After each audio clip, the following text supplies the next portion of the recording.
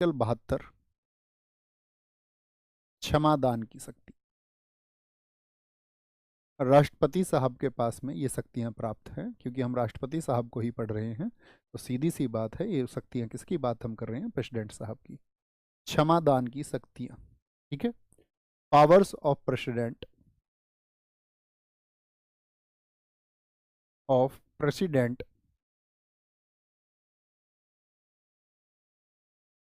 To grant pardons, pardon. अब कौन कौन सी वो शक्तियां होंगी, ध्यान से देखना। उसमें आपका जो पहली शक्ति आती है वो आती है क्षमा। कितनी शक्तियां हैं टोटल बताएंगे? कितने दोस्त जानते हैं कुल कितनी शक्तियां हैं? वो एक आती है क्षमा। क्षमा अर्थात पार्डन। देखो, क्षमा का मतलब क्या होता है कि चाहे आपने कोई भी अपराध किया हो, तो इसमें जो दी जाती है वो कंप्लीट पार्डन दी जाती है, पूर्ण क्षमा दे दी जाती है। पूर्ण क्षमा लिख लेना आगे। चाहे कोई भी अपराध हो, चाहे कोई भी अपराध आपने किया हो, कितना भी गंभीर अपराध हो, चाहे कोई भी अपराध हो, कोई भी अपराध हो, no matter what the crime, no matter what the crime. अब समझेंगे थोड़ा, अब समझ में आएगा। देखो, दंड देने का काम किसका है? न्यायालय का।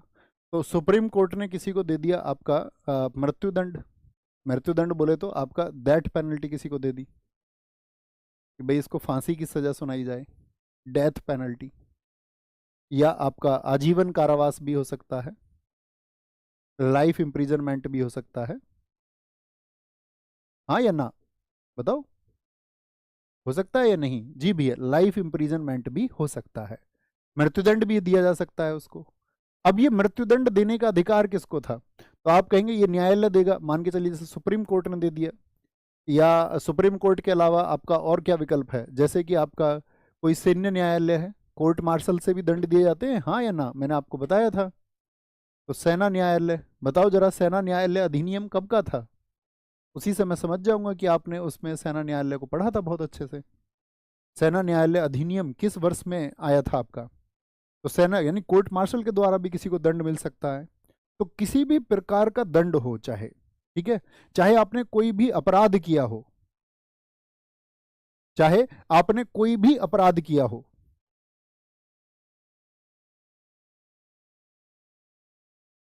समझ पा रहे हैं? तो वो किसके द्वारा होगा बताइए जरा फटाफट से। 1950, बहुत बढ़िया, 1950, 1950, 1950, वेरी गुड, वेरी गुड। तो एक तो साथी आपका क्षमा हो जाएगा। दूसरा, यानी कि कुछ भी अपराध आप करें आपको क्षमा कर दिया जाएगा, ऐसे कर दिया जाएगा जैसे आपने कोई अपराध ही ना किया हो। दूसरा आता है आपका लघुकरण। लघुकरण हम बोलते हैं किसको?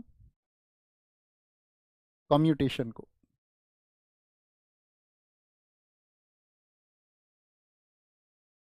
कम्यूटेशन यानी कि इसमें लिखना सजा की प्रकृति को बदल देना। सजा की प्रकृति को बदल देना। सजा की प्रकृति यानी change the nature of punishment.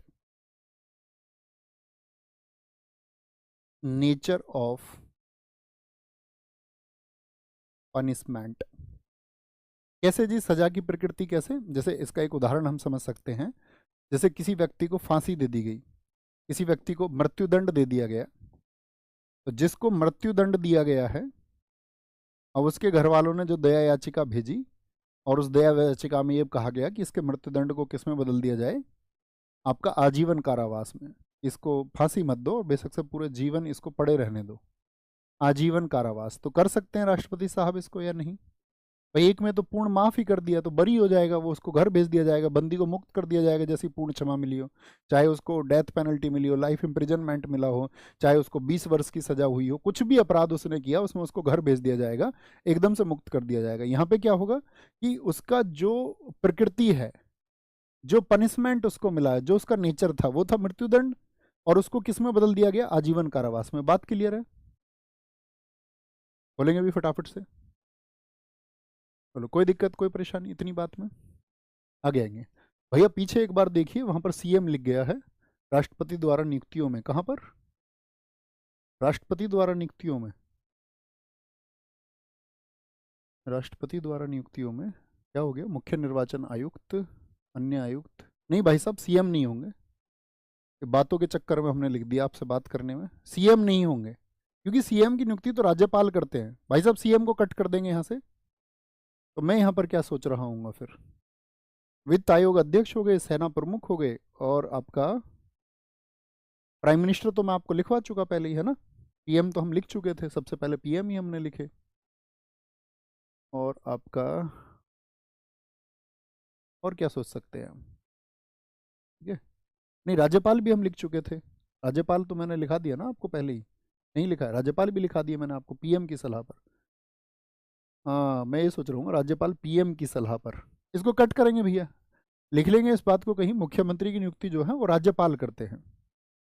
ठीक है, ये वैसे लिए नहीं करेंगे बातें, बातों के चक्कर में हो जाता है कई बार।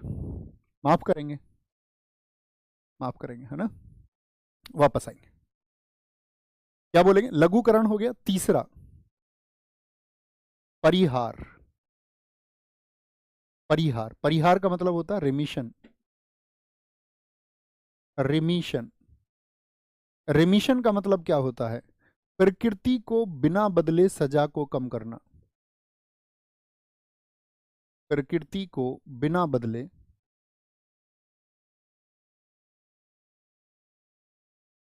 सजा को कम करना, मतलब प्रकृति चेंज नहीं होनी चाहिए उसकी। क्या कर रहे हैं हम? सजा को कम कर रहे हैं। रिड्यूस द पनिशमेंट,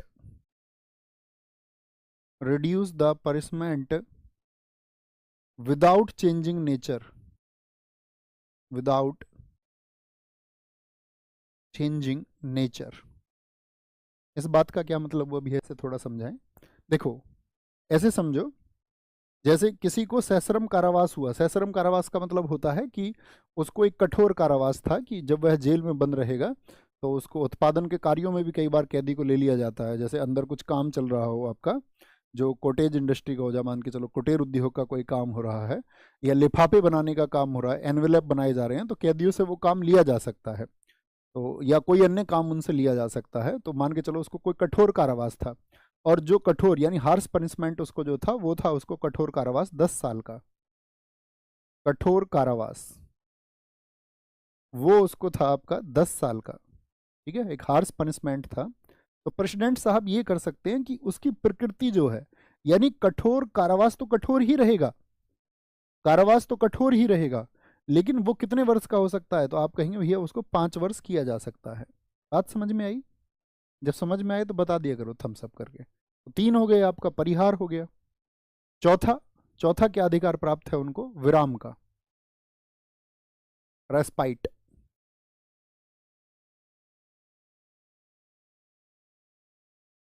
रेस्पाइट, देखो विराम में क्या होगा? विराम में होता है विशेष कारण से सजा को कम करना। रिड्यूस द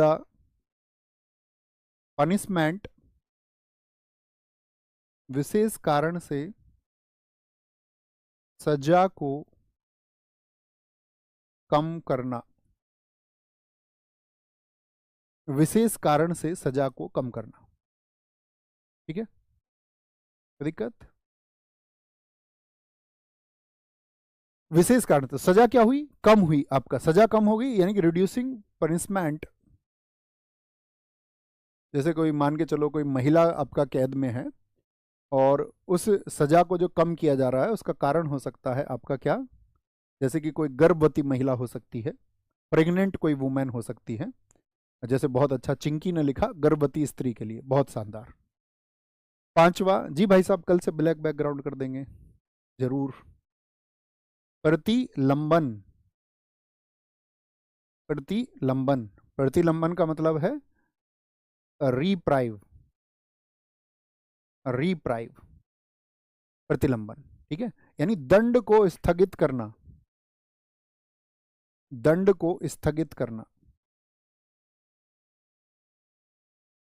दंड को, जो भी पनिशमेंट मिला उसको स्थगित करना, पोस्टपोनमेंट या एडजॉर्नमेंट, पोस्टपोनमेंट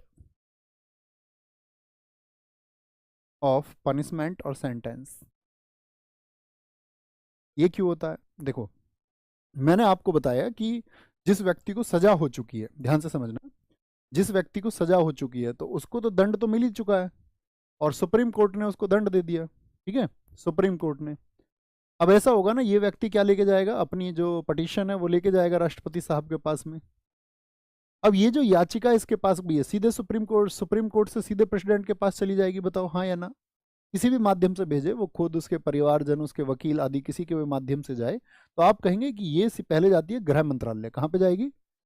गृह मंत्रालय। गृह मंत्रालय इस पर विचार करेगा। तो इस प्रक्रिया में समय लगेगा या नहीं लगेगा? तो जिस समय पे ये प्रक्रिया चल रही है, मान के चलो आपका इस व्यक्ति की जो फांसी की तिथि थी, कोई एक एक्स डेट मान लेते हैं, और इस एक्स डेट से कुछ दिन पहले ही ये लोग गए गृह मंत्रालय में जाके, इनके अब एग्जामाइन हो रहा है, तो इस प्रक्रिया में समय लग सकता है, हाँ या ना? अब पता चले ये तो याचिका के लिए जा रहे थे राष्ट्रपति साहब के पास में, फांसी की डेट आ गई और उसको लटका दिया गया, ठीक है, उसको डेथ पनिशमेंट दे दिया गया। तो अब फिर क्या किया जाए यहाँ पर? तो इसके लिए ही है आपका प्रतिलंबन, रिप्राइव। जैसे ही दया याचिका आपका आएगी तो सबसे पहले क्या होता है कि भैया किसी दंड को स्थगित किया जाता है, पोस्टपोनमेंट ऑफ पनिशमेंट किया जाता है। राष्ट्रपति साहब के पास ये अधिकार है कि भाई इस पर जो है विचार हो सकता है। लेकिन कई बार क्या है, बहुत बार विचार बहुत समय से भी हुए, 10-10 12-12 साल भी लोग को लग गए इसमें। तो ये कहा जाता है बहुत बार कि भाई ये प्रक्रिया जो है थोड़ी तेज होनी चाहिए। भैया कितने समय के लिए स्थगित कर सकते हैं दंड को? कितने भी समय के लिए, निश्चित नहीं है इसका कोई निश्चित साथी, निश्चित इसमें नहीं है। अगर निश्चित होता तो हम वो आपको लिखवाते।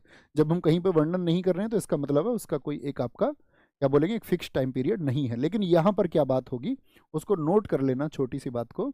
बात ये है इंपॉर्टेंट, क्या बोलेंगे, मंत्रिमंडल की सलाह पर निर्णय होगा। ये जो डिसीजन होंगे ये किसकी सलाह पर होंगे? मंत्रिमंडल की सलाह पर निर्णय होगा। Decision will be on the advice of council of ministers. और साथ में क्या बताया गया है यहाँ पर? होगा। साथ में एक बात बताई गई है कि सलाह को बाध्यकारी बनाया गया है, और ये जो सलाह यहाँ पर होगी इसको राष्ट्रपति साहब को मानना पड़ेगा। सलाह को बाध्यकारी बनाया गया है, लिख सकते हैं इसको आप। यानी भैया अभी तक हमने जाना कि राष्ट्रपति साहब के पास जो है वो 5 शक्तियां हैं। कौन कौन सी? पूरी तरह से क्षमा कर सकते हैं, उसका जो सजा की प्रकृति को बदल सकते हैं, सजा की प्रकृति बगैर बदले उसकी सजा को कम कर सकते हैं, विराम लगा सकते हैं सजा को कम कर दें विशेष कारण से, और सजा को टाल दें कुछ अनिश्चित समय के लिए। तो साथ में बोला गया कि ये जो सारे डिसीजन होंगे इनके लिए मंत्रिमंडल की सलाह पर निर्णय होगा। और सलाह को कैसा बनाया गया? बाध्यकारी, यानी बाउंड किया गया है, बाउंड किया गया है, उनको बाध्यकारी बनाया गया है।